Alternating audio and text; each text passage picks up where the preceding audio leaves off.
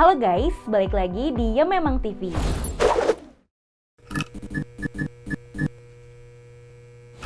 Kali ini bersama gue Kaya, dan seperti yang udah gue janjiin ke kalian kalau gue bakal nge-review tentang film Space Sweepers yang baru banget tayang tanggal 5 Februari kemarin di Netflix.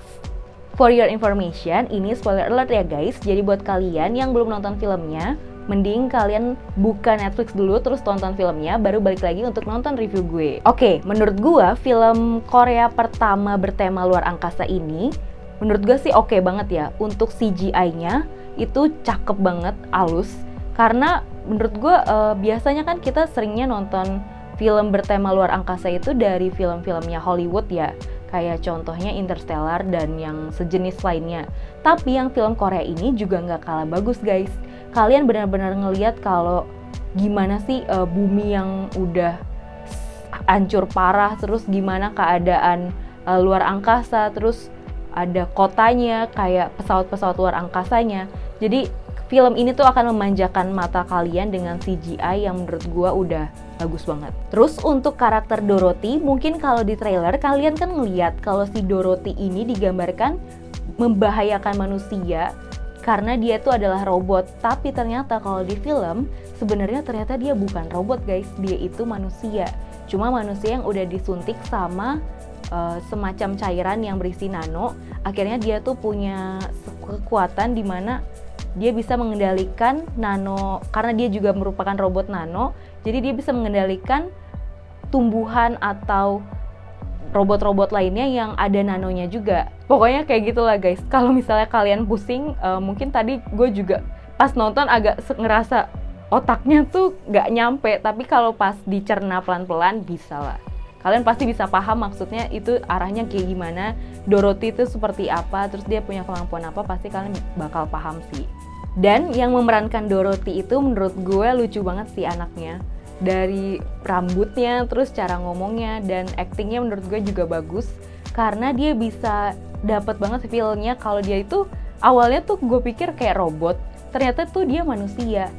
Dan untuk chemistry sama pemain-pemainnya juga dapet, sama Taeho Samchun, sama Tiger Park Samchun, sama Kapten Jang, terus juga sama robot yang satu lagi itu. Nah sebenarnya konflik utama di film ini tuh agak cukup banyak, cuma puncaknya itu di Dorothy-nya itu. Jadi UTS, perusahaan yang membangun Eden, yang membangun space tempat tinggal manusia di situ, itu tuh pengen ngambil Dorothy buat ikut ke projectnya mereka. Project dimana mereka tuh pengen bangun Mars. Tapi Dorothy itu digambarkan tadi kalau di media, kalau di trailer, di media yang ada di cerita di film itu, Dorothy digambarkan kalau dia tuh sangat berbahaya, bisa menghilangkan nyawa manusia, bisa memusnahkan peradaban manusia. Tapi sebenarnya kalau kalian lihat, kalau Dorothy jatuh ke tangan yang salah, memang dia bakalan memusnahkan manusia. Tapi kalau dia jatuhnya ke tangan yang benar, Dorothy ini bisa menciptakan dunia baru, bisa menyelamatkan bumi, dan bisa membantu umat manusia yang lain lah kalau kayak gitu. Nah, terus untuk jokes di film ini, gue bisa bilang sebenarnya banyak yang lucu-lucu juga sih. Kayak ada scene dimana pas di awal itu kayak Kim Tae-ri, Song Joong Ki itu berantem sama Tiger Park juga sama robotnya.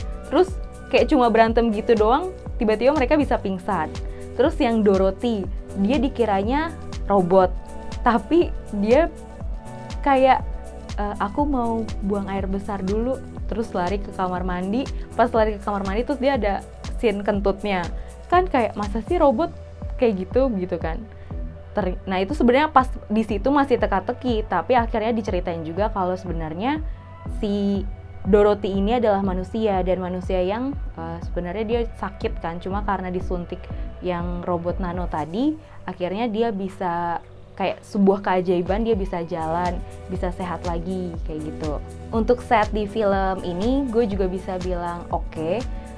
Di sini tuh menggambarkan banget kalau mereka tuh emang tinggal di luar angkasa. Mungkin kalian agak sedikit pusing atau bosen ngelihatnya tuh cuma itu terus, tapi ruang angkasa yang mereka kan tinggalnya di pesawat ruang angkasa ya, wajar kayak ruangannya kayak gitu. Dan pesawat ruang angkasanya juga udah di setting seakan-akan itu emang rumah gitu loh. Jadi makan di situ, kerja di situ, mandi juga di situ, kayak gitu. Nah, yang menarik lainnya dari film ini adalah bahasanya itu nggak full bahasa Korea guys. Jadi kalian bakal pertama kali nonton malah ngerasanya kayak ini kok kayak film Hollywood ya, karena bahasa Inggrisnya tuh lumayan banyak. Terus nggak cuma bahasa Inggris, tapi ada bahasa lain juga kayak bahasa Spanyol, bahasa Mongolia, bahasa Rusia, bahasa Jepang, tuh ada macam-macam bahasa. Dan di sini juga banyak orang luarnya, orang baratnya. Jadi mungkin film ini tuh pengen menunjukkan kalau keadaan dunia yang ada di film tersebut tuh berpengaruh sama semua negara.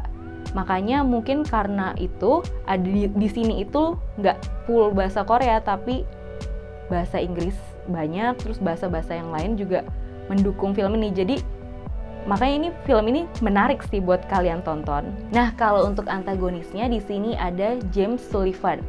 Dia tuh kayak pemimpinnya UTS, atau kalau di dalam film ini tuh diceritakan sebagai foundernya UTS. Tapi di sini tuh aku agak bingung karena kurang diceritain sih gimana backgroundnya dia tuh tiba-tiba bisa jadi foundernya UTS. Terus kenapa dia itu memilih manusia-manusia pilihan yang tadi, yang tapi udah pilihan harus yang terbaik, terus harus yang berduit. Terus dia nggak peduli sama manusia yang tinggal di bumi lagi. Dia ingin menciptakan dunia yang baru. Tapi menurutku kayak kenapa dia kayak gitu. Dan yang paling agak anehnya lagi menurut aku adalah ada bagian di mana si James Sullivan ini tiba-tiba tuh kalau lagi marah atau kayak lagi kambuh tuh ada keluar urat-urat gitu di tangan dia sama di leher. Tapi dia tuh nggak dijelasin itu tuh kenapa bisa keluar kayak gitu kan. Kayak apakah dia bukan manusia, atau apakah dia robot, atau dia kerasukan alien. Kalau menurut kalian, dia itu apa ya? Kalau boleh komen di bawah. Kalau menurut aku itu yang plot hole-nya di sini sih, nggak dijelasin si James Sullivan tuh apa gitu. Dan satu lagi sih, kalau menurut gua film ini tuh bisa dibilang relate banget sama keadaan dunia sekarang.